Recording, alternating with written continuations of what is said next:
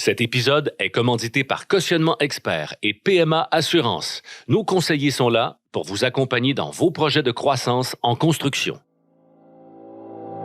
Vous êtes à l'écoute de Station Constructo, un balado spécialisé pour le secteur de la construction au Québec. Bonjour à tous et à toutes, soyez la bienvenue au balado Station Constructo. Nous discutons dans cette série d'épisodes de projets de ponts qui ont su se démarquer. Parce que la conception et la construction de ponts comportent inévitablement des enjeux complexes qui touchent à la fois des questions juridiques, techniques, urbaines, patrimoniales et paysagères. Pour ces raisons, les ponts font l'objet de maintes réflexions et d'innovations. Au fil des épisodes, on met de l'avant 4 projets qui se distinguent, que ce soit par les matériaux employés, par leur conception ou par leur exécution. Aujourd'hui, nous discutons des ponts en aluminium. L'aluminium est reconnu pour ses nombreuses caractéristiques avantageuses. Plus résistant à la corrosion causée par le sel de déglaçage que le béton armé, ce matériau ne semble pourtant pas s'imposer lorsque l'on parle de construction de ponts. Mais pourquoi? On va tenter de répondre à cette question avec notre invité d'aujourd'hui. Il s'agit de Mario Fafard, consultant pour le Centre d'expertise et d'innovation sur l'aluminium et professeur associé à l'Université Laval. Monsieur Fafard, bonjour. Bonjour. Merci d'avoir accepté notre invitation à participer à ce balado. On va parler de pont en aluminium. Pour faire un pont en aluminium, quelle partie du pont on peut intégrer en alu? Il y en a plusieurs parties. Je vais y aller par des exemples. Oui. On va prendre le pont d'Arvida. C'est un pont qui est en arche. Et je veux dire que la structure est à peu près à 95% composée d'aluminium. Il y a seulement le platelage, qu'on appelle la surface de roulement, qui est en béton. Le reste, tout est en aluminium. Un autre exemple, un pont, la Schwanzbell en Allemagne, construit en 1955, 100% aluminium, avec un alliage d'ailleurs qui venait de sortir, un nouvel alliage d'aluminium qui venait de sortir. En Suède, Pays-Bas, en Norvège, ils ont beaucoup de ponts avec des poutres d'acier sur lesquelles on vient poser un platelage d'aluminium fait d'extrusion. À l'époque, la compagnie Sapa avait sorti certaines innovations et une cinquantaine de ponts qui ont été faits de cette façon-là. Surtout des ponts levants, parce que comme l'aluminium est léger, mais on allège énormément au lieu d'avoir une dalle de béton, ben c'est 4 fois à 5 fois plus léger qu'une dalle de béton. Donc, ça a été utilisé beaucoup là, pour les ponts levants. On a au Québec un pont qui a été fait par le ministère des Transports, 5 poutres d'acier avec un platelage aussi d'aluminium. C'est comme un pont de démonstration qu'ils ont fait récemment. Okay. Mais on utilise énormément d'aluminium dans les passerelles. En anglais, on dit des pedestrian bridges. Oui, les ponts pour piétons. Ben, nous, on appelle ça souvent des passerelles pour piétons ou pour vélos ou pour véhicules électriques. Donc, on a environ une cinquantaine de ponts piétonniers au Québec, 100% aluminium. Donc, on l'utilise à plusieurs endroits. On peut faire différentes combinaisons de matériaux éventuellement pour optimiser, pour avoir toujours le bon matériau au bon endroit. D'accord. Donc, il y a des avantages à construire des ponts en aluminium. Quels sont ces avantages? Pour moi, le plus grand avantage, c'est la résistance à la corrosion. L'aluminium, si on fait un peu de technique, là, l'aluminium en surface, il n'est pas nu. À la surface, il y a une oxyde d'aluminium qui se forme. Alors, si je sors puis j'enlève l'oxyde d'aluminium, l'aluminium étant réactif, avec l'air, la couche d'oxyde d'aluminium se reforme. Donc, c'est cet oxyde d'aluminium-là qui protège l'aluminium, donc l'aluminium est en dessous de la couche d'oxyde, contre la corrosion atmosphérique. Et l'avantage de l'aluminium, c'est que ça se répare tout seul. Si vous faites, en bon québécois, une scratch sur l'aluminium, vous enlevez l'oxyde, quelques heures après, l'oxyde se reforme et l'aluminium est auto-protégé. Comme si le matériau était vivant. Oui, effectivement. On dit souvent ça, il s'auto-répare. Il y a aussi l'avantage, en ville, ça peut être intéressant, si vous avez des graffitis dessinés sur l'aluminium, mais le graffiti est dessiné sur l'oxyde d'aluminium. Tout ce que vous avez à faire pour l'enlever, vous sablez, donc vous enlevez la couche d'oxyde, vous laissez à nu, petit à petit, les réactions vont se faire d'oxydation et la couche de protectrice va se reformer seule. Donc, on n'a pas besoin de peinturer, pas d'autre intervention que sabler. Donc, ça, c'est vraiment des grands avantages de l'aluminium. La légèreté. C'est vrai. Beaucoup plus léger que l'acier, le béton et tout ça. Oui, c'est beaucoup plus léger. Une règle du pouce, si on compare une structure d'aluminium et une structure d'acier, pour la même rigidité, c'est-à-dire que si je mets une force dessus, ça va descendre de 1 mm en aluminium en acier, donc c'est ça la même rigidité. Vous allez avoir une structure d'aluminium qui va être 2 fois plus légère. Donc, la règle du pouce s'applique assez bien. J'ai en tête un pont ferroviaire fait aux États-Unis sur la Grass River, qui a été fait par Alcoa à l'époque. Dans ce cas-là, la poutre a 10 pieds de profond en aluminium, mais celle en acier, puis il y a aussi des travers en acier, à 9 pieds. Donc, il y a aussi l'aspect, on a la même rigidité, mais ça va amener peut-être, ça va être plus léger, mais ça va amener aussi peut-être une hauteur un petit peu plus élevée pour aller chercher cette rigidité-là. Donc, ça, c'est un autre avantage de l'aluminium, c'est vraiment la légèreté. Dans certains cas, si on fait des passerelles préfabriquées, je vais prendre l'exemple d'une passerelle réelle, ici à Montréal, sur le canal de la Chine, les passerelles Hall et Wellington. Les passerelles ont été fabriquées en usine. Okay. Ça appartient à Parc Canada. Et c'était tellement léger qu'ils ont réussi à faire des fondations préfabriquées. Donc, Parc Canada a dit, on ferme la piste cyclable à telle date, puis 3 semaines après, elle doit être réouverte. Et ça comprend la démolition de l'ancienne parcelle en acier, refaire les assises, installer des semelles préfabriquées et installer la passerelle. Donc, on est dans le concept de construction rapide de pont avec l'aluminium parce qu'on fait beaucoup de choses préfabriquées et dû à la légèreté, mais des fois, on sauve de l'argent à quelques endroits. Un autre exemple, un pont classique pour routier en aluminium, par exemple, les forces qu'il faut considérer lors de la conception, ce sont les forces sismiques. Et les forces sismiques, c'est proportionnel à la masse. Donc, si vous avez une masse plus petite, vous avez des efforts plus petits, donc vous pouvez avoir des conceptions de culées qui vont être plus petites. Donc, la légèreté a beaucoup d'avantages, d'autant plus que souvent, les équipements pour installer ça en place, mais ils sont beaucoup moins massifs que pour l'acier ou pour le béton. C'est bon. Un autre point important, les gens, puis parfois c'est vrai, parfois c'est pas vrai, ça dépend du marché. Généralement, 1 kilogramme d'aluminium va coûter plus cher qu'un kilogramme d'acier. Okay. Par contre, on va mettre 2 fois moins en poids, 2 fois moins d'aluminium que d'acier. Donc, il faut faire quand même un ratio, là. Une structure qui pèse 2 kilos en acier va peser 1 kilo en aluminium. Donc, ça, il faut l'avoir en tête. Et souvent, on utilise des pièces qui sont extrudées. L'extrusion, c'est comme quand on fait des spaghettis ou des enfants qui posent de la plasticine dans un moule. Oui. Donc, on fait des extrusions en aluminium. Et dépendamment de la dimension, parfois, on peut les avoir au Québec. Parfois, non, parce que c'est plus grand. Il faut aller en Ontario, aux États-Unis. Moi, j'ai fait un projet de recherche où les extrusions ont été fournies par l'Italie. Donc, ça augmente les coûts, forcément. On va monter à 10, 12 ou 15 $ le kilo. Donc, le prix a une importance. Cependant, si on regarde une structure d'aluminium ou un pont en aluminium, mais si on regarde sur la durée de vie, on a fait des études, d'analyse du coût total de possession, mais aussi une analyse de cycle de vie. On a démontré qu'un passerelle, par exemple, en aluminium, faite avec de l'aluminium québécois, mais son empreinte environnementale est plus faible que l'acier. Et son coût total de possession, donc 75 ans, c'est la durée de vie que la norme exige, qu'il faut viser, 75 ans. Mais sur 75 ans, parce qu'on n'a aucun entretien à faire, on n'a pas de sablage, pas de peinturage à faire, là, on diminue les coûts. Donc, on se retrouve qu'un coût initial plus élevé, mais si on regarde sur 75 ans, en bout de ligne, ça nous coûte moins cher. Le coût en vaut la chandelle. C'est ça. Malheureusement, quand on a des appels d'offres, des donneurs d'ordre publics, c'est pas considéré. On regarde seulement le coût initial. Ah ben oui. Et là, ça amène une certaine difficulté, ça amène un challenge. C'est pour ça que nous, pas seulement le domaine de l'aluminium, les autres domaines disent, il faut regarder non pas seulement le coût initial, mais regardons combien ça coûte sur la durée de vie pour faire une bonne analyse économique et prendre une bonne décision à ce moment-là. On vient de glisser un mot sur les avantages, mais j'imagine qu'il y a des désavantages. On a beau parler de l'aluminium comme d'un matériau exceptionnel, c'est le cas, mais il y a certains désavantages. Lesquels? Moi, j'appelle ça des défis. Au lieu de désavantages, je veux dire des défis. Le premier, c'est le soudage. On peut souder de l'acier sans problème, puis on ne change pas les propriétés mécaniques. La limite élastique, la limite de rupture demeurent les mêmes. L'aluminium, dans la zone affectée thermiquement, si on fait du soudage MIG, à chaud, avec un métal d'apport, donc dans la zone affectée thermiquement, les propriétés mécaniques vont descendre. Ah ouais.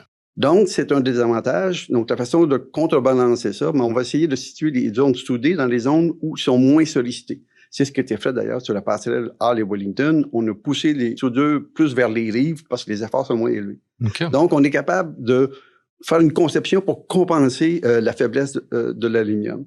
Il existe un procédé alternatif au soudage MIG qu'on appelle ça le friction stir welding, le soudage par friction malaxage. Et ça existe depuis fort longtemps, mais ça commence à être utilisé dans le domaine des structures de pont. Okay. Et l'avantage de ça, c'est que les propriétés mécaniques sont moins dégradées dans la zone affectée thermiquement et la tenue à la fatigue est beaucoup améliorée. Donc, c'est un procédé d'assemblage qui devrait être utilisé dans le domaine des ponts, justement pour avoir des meilleurs comportements ou une meilleure résistance là, pour faire la conception. Donc, comme je vous ai mentionné tantôt, même si l'aluminium est 2 fois plus léger, on prend plus de volume pour compenser, donc ça prend plus d'espace. Donc, il faut faire attention si on fait des routes. Est-ce qu'il faut assurer un dégagement minimal? Ouais. Est-ce qu'il faut surélever la route? Donc, parfois, ça peut amener des coûts supplémentaires.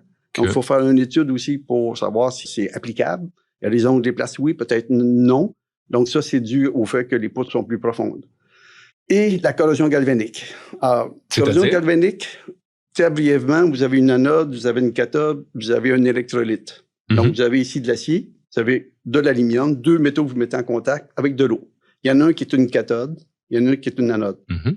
Dans ce cas-là, avec l'acier, c'est l'anode, c'est l'aluminium, mais c'est elle qui va se sacrifier, qui va se détériorer. Okay. Donc, il faut faire attention à la corrosion galvanique et dans la norme sur les ponts, il existe toutes sortes de façons pour se tirer d'affaire par rapport à la corrosion galvanique.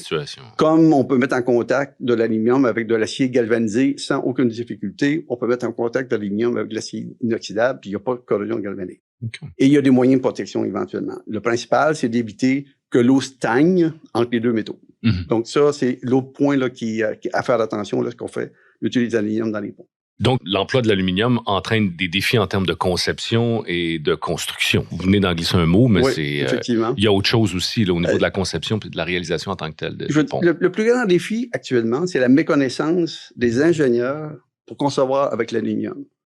L'ingénieur sait concevoir civil, sait concevoir avec le béton, il sait concevoir avec l'acier, parce que c'est dans à peu près tous les programmes de génie, c'est obligatoire. Mm-hmm. Alors, l'aluminium se retrouve, en fait, au même point qu'était le bois il y a plusieurs années. Le bois, c'est-à-dire? Il y a plusieurs années, on n'enseignait pas dans les facultés, dans les départements de génie okay. civil, la conception était charpente de bois. Sauf à l'Université Laval, parce qu'il y a une faculté de foresterie. Donc, il y avait un cours obligatoire. Même moi, quand j'étais au bac, j'aurais pu prendre ce cours-là, je ne l'ai pas fait. Au cours optionnel pour un charpente de bois. Là, maintenant, tous les départements ont un cours sur les charpentes de bois. On ne peut plus passer à côté. Mais l'aluminium est au même point qu'il y a 20 ans par rapport au bois, c'est-à-dire qu'on n'a pas d'enseignement de l'aluminium aux élèves ingénieurs. Sauf à l'Université Laval, qui a un cours optionnel, et à l'UQAC, l'Université du Québec à Chicoutimi, qui a un cours optionnel. Donc, la formation est un défi. Et c'est pour ça qu'à l'UQuébec donne des formations aux ingénieurs de la pratique. Moi, je le fais d'une façon régulière pour le mettre à niveau, c'est important. Maintenant, il y a des gens dans le domaine privé qui connaissent bien l'aluminium, qui font des formations aussi. Mais à l'UQuébec aussi développé un projet qu'on appelle un programme AluCompétences. AluCompétences, c'est du matériel pédagogique qu'on met disponible à tout le monde. On va sur le site Internet, on peut s'inscrire puis on peut accéder à tout le matériel gratuitement. L'objectif, c'est d'aider les professeurs à enseigner l'aluminium aux étudiants. Bon, je parle de génie civil, mais c'est vrai aussi en génie mécanique puis dans d'autres domaines, mais également aux techniciens. C'est la mission éducative d'AluQuébec. C'est une des missions d'AluQuébec, là, c'est vraiment de diffuser les connaissances sur l'aluminium. On répond à des questions, il y a une équipe qui répond à des questions, on aide les ingénieurs, mais aussi, on fait des formations à la demande. Moi, j'ai donné des cours à des gens qui m'ont dit, peux-tu me donner un cours de 7 heures sur l'aluminium? Mes notes sont prêtes, je donne les cours, et ça, c'est gratuit, parce que la mission d'AluQuébec, une des missions, c'est vraiment la formation, diffuser les connaissances sur l'aluminium. C'est une chose importante. J'imagine qu'avec l'aluminium, on privilégie certains types de ponts. On ne peut pas faire n'importe quoi avec l'aluminium. Vous avez raison. Si on prend le pont d'Arvida, je reviens sur le pont d'Arvida, il y a quand même une longueur, le tablier supérieur, de 150 mètres. Okay. C'est quand même une bonne distance. L'arche, c'est un pont en arche. L'arche, la distance, les barres de l'arche, c'est de l'ordre de 90 mètres. Actuellement, il y a en Norvège un projet de pont d'1 kilomètre de long, suspendu, où le tablier serait en aluminium. Donc, les câbles, les suspentes toujours en acier, les pylônes en béton, ça va de soi. Mais actuellement, l'équivalent du MTQ en Norvège travaille avec un institut privé, une école technologique et un centre de recherche privé pour développer le concept d'un pont d'1 kilomètre avec un tablier en aluminium. Actuellement, là, on peut le plus l'utiliser au Québec, c'est des ponts de courte portée. Il y a certaines barrières à franchir, mais pour l'instant, on a tout ce qu'il faut pour être capable de faire des ponts de courte portée de 20 à 30 mètres. Ça peut être un pont avec des poutres d'acier platelage d'aluminium. Je vois même, j'ai eu un étudiant à la métier qui a travaillé sur un pont avec des poutres en bois, platelage d'aluminium, deux matériaux québécois. C'est intéressant. Et le platelage d'aluminium, il est 100% étanche toute sa vie. Le béton est fini par être poreux, il va s'infiltrer de l'eau. Des poutres en haut, en dessous peuvent rouiller, etc. Mais l'aluminium est toujours étanche. Donc, un pont bois-aluminium, le platelage protège le bois contre l'infiltration d'eau. Puis le bois est sensible aux ultraviolets. Il protège aussi le bois contre les UV. Et ça, durant toute la durée de vie. Donc, on a développé des concepts pour marier bois et aluminium. Et actuellement, on regarde, AluQuébec soutient un projet où on veut faire un pont 100% en aluminium, donc des poutres en aluminium et un platelage en aluminium. Donc, c'est peut-être là qu'il faut concentrer au départ l'utilisation de l'aluminium dans les ponts. Pourquoi l'emploi de l'aluminium n'est-il pas davantage exercé lors de la conception de ponts? Est-ce qu'on met, comme vous le disiez, sur certaines distances, on a de la difficulté pour l'expertise n'est pas là. Oui. C'est la formation, ça va de soi. Je l'ai parlé tantôt. Hein. La formation est fondamentale. J'étais hier dans un bureau Génie Conseil, puis on parlait d'aluminium. Puis j'ai expliqué aux gens, l'aluminium, c'est un métal. Que ce soit de l'acier ou de l'aluminium, ça se comporte de la même façon. Tout ce qu'on change, c'est certaines propriétés mécaniques, la limite élastique, la limite de rupture. Donc, on conçoit l'aluminium comme on conçoit de l'acier. Sauf qu'il y a des petites choses à faire attention, comme j'ai parlé de soudage tantôt, et d'autres subtilités, mais tout ça est bien encapsulé dans la norme. C'est peut-être un peu plus difficile à concevoir, un peu plus long, mais justement, à l'UQuébec, essaie de développer des outils pour aider l'ingénieur. Il y a même un logiciel qui s'appelle SAFI, module aluminium, qui fait la consommation complète d'une structure d'aluminium. Donc, il va tout vérifier ce qu'il y a à vérifier par rapport à la norme sur l'aluminium. Donc, la formation ou la méconnaissance du matériau est une chose qui retarde. On en parle depuis le début, le fameux pont d'Arvida, où les gens de la région du Saguenay appellent le pont de Chipcha, un véritable icône lorsqu'on parle de pont en aluminium. Pourriez-vous nous en parler un petit peu plus de ce pont-là? C'est le premier du genre à avoir vu le jour. En fait, c'est le premier pont routier au monde. Au monde. Donc, en les années 40, la ville de Jonquière, ou je ne sais pas si c'était Arvida, maintenant c'est fusionné, voulait relier les deux rives, voulait relier Jonquière-Arvida à Chipcha et Saint-Jean-Vianney. Ouais. Le pont est à côté d'une usine de production d'électricité d'Alcan, Rio Tinto maintenant. Rio Tinto veut fournir de l'aluminium, peut en fournir. On sort de la guerre, hein? On n'utilise plus de l'aluminium pour faire des avions, donc on ne sort plus. Donc, qu'est-ce qu'on peut faire avec? C'est pour ça qu'Alcoa, en 1946, on fait un pont démonstrateur, un pont ferroviaire de 100 pieds de long. Ils ont fait 6 travées en acier puis une travée en aluminium pour faire une démonstration. Mais c'est un peu ce qui s'est passé à Arvida. Donc, Alcan s'est investi là-dedans avec SNC à l'époque. C'était pas SNC-Lavalin, c'était SNC. Et ils ont décidé de faire un pont en aluminium. C'était un pont en arche. La vallée est tellement encaissée que c'était la structure la mieux adaptée. Alors, ça aurait pu être en acier, mais ils ont décidé de faire en aluminium. Et pour moi, c'est un pont de référence. Oui, c'est un symbole maintenant. C'est un symbole. Il a été reconnu par la Société canadienne de justice civile comme structure remarquable. J'ai des contacts un peu partout ailleurs dans le monde, puis des gens qui conçoivent que l'aluminium connaissent le pont d'Arvida.